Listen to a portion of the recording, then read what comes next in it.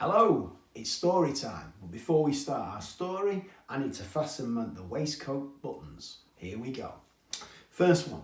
My first storytelling button allows me to pick the story that I'm going to share for you today. And this story is going to come from More Impossible Tales, and it's called Keep Your Hair On. It's a funny one. Second one. This is my belief and confidence button. When it's fastened, it allows me to deliver the stories the best I can for you. Third one, this is your button.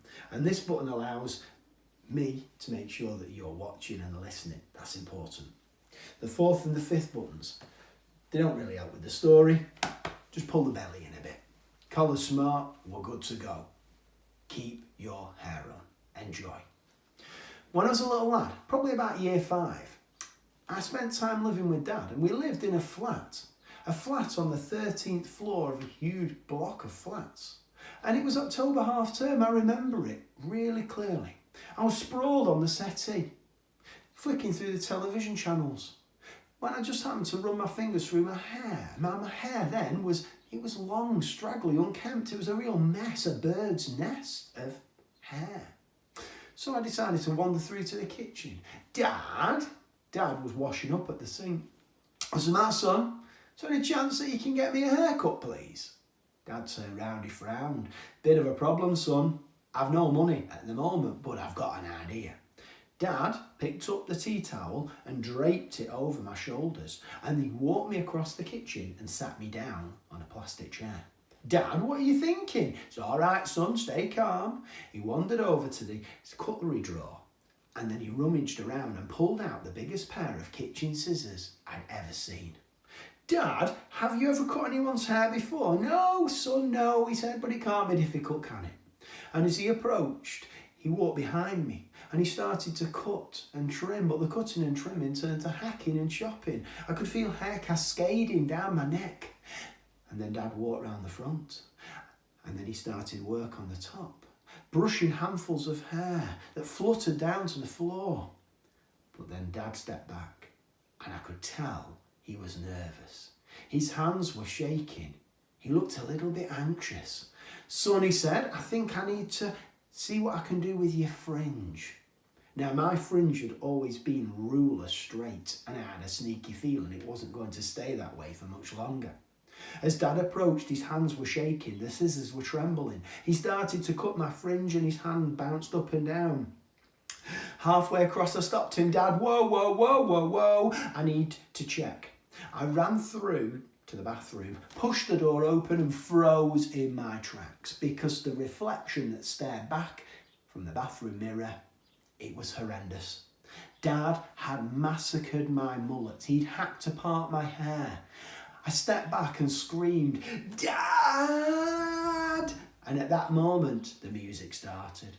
Now, what I didn't tell you lot is that my next door neighbour, Mr. Spit, he was called. He was an awful neighbour. He played his music so loud all night, all day, that we sometimes couldn't rest or sleep. As I clamped my hands over my ears, Dad walked towards me, shielding his ears too. I nodded towards the door and mouthed, "Let's go out." And Dad nodded. We left the building and the racket behind us, and we walked into town, a silence, an awkward silence hanging over us. Until I looked across the road and grabbed Dad's arm. "Dad, you ever seen that shop before?" Dad looked and he read the sign really slowly. "Waldron's Wonderful World of Wigs." Dad looked at me. "Why would we need to go to a wig shop?" Right, okay, son, let's go and have a look." We crossed over and walked in. The shop was deserted. Not a soul in there.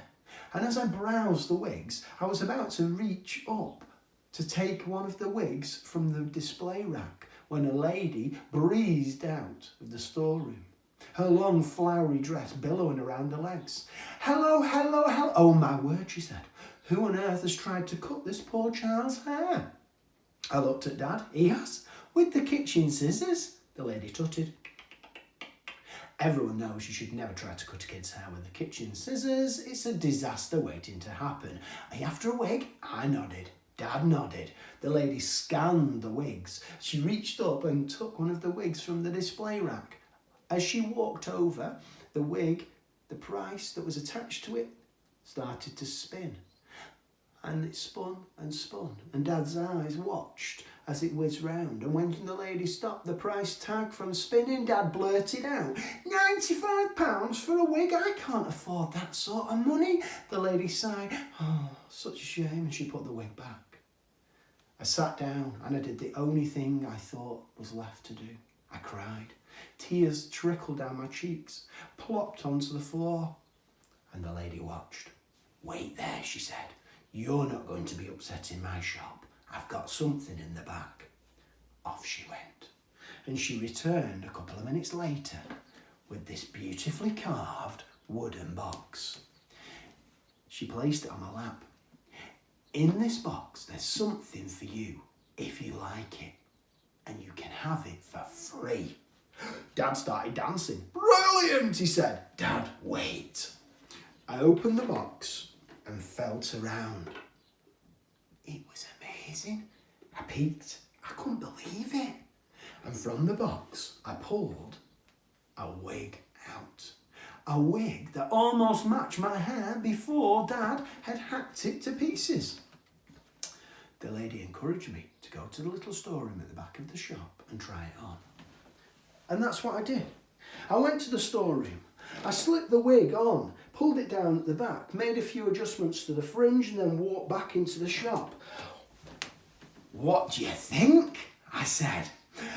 The lady clamped her hands to her chest. Oh my word, she said, it's amazing, it's beautiful. Dad started to dance. It's free, son, it doesn't matter, it's free. We thanked the lady. And with the box tucked under my arm, off we went back to the flat.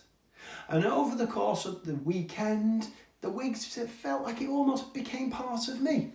But by the time that Monday arrived back to school, I was nervous. So Dad wrote a letter to my class teacher explaining that I would be wearing my hooded top up. He explained what had happened to my hair so that the teacher knew what was going on. Well, Monday morning arrived, and I'm pleased to tell you everything was great. English was fine, maths not a word, science nothing was said. But that day in Blackpool it was really windy, blowing a gale, and the last thing I wanted was for the wig to end up being blown away. So I took myself to the toilets and sat in one of the cubicles, and I spent lunchtime reading. And as I read, the wig just felt natural, it felt part of me. And by the end of lunch, when the bell went, I packed my bag, washed my hands, and I was just about to walk out of the toilets when the toilet door crashed open. And in walked Bazza Simmons. Now, for those of you who don't know Bazza, he's a beast of a boy, a brute of a child, a mountain of a kid, and the bully of our school. Bazza stopped in his tracks. He studied me carefully. Something looks different about you, Worsley. What is it? Got a new t-shirt, Bazza? Nah. New pair of shoes, Bazza? Nah. And then he looked at the wig. He reached out and grabbed it and pulled. He saw the wig move. He stepped back, clamping his hands to his bulging belly. It's a wig, it's a wig! But then the laughter disappeared and it turned into anger. You lied to me, Worsley. You know what I do to liars. He grabbed my arm, he twisted it up my back, and as I looked over my shoulder, I could see him pulling his wrecking ball fist back. I held my breath.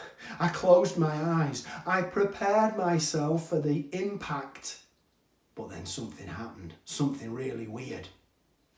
And that will have to wait until part 2 of our story.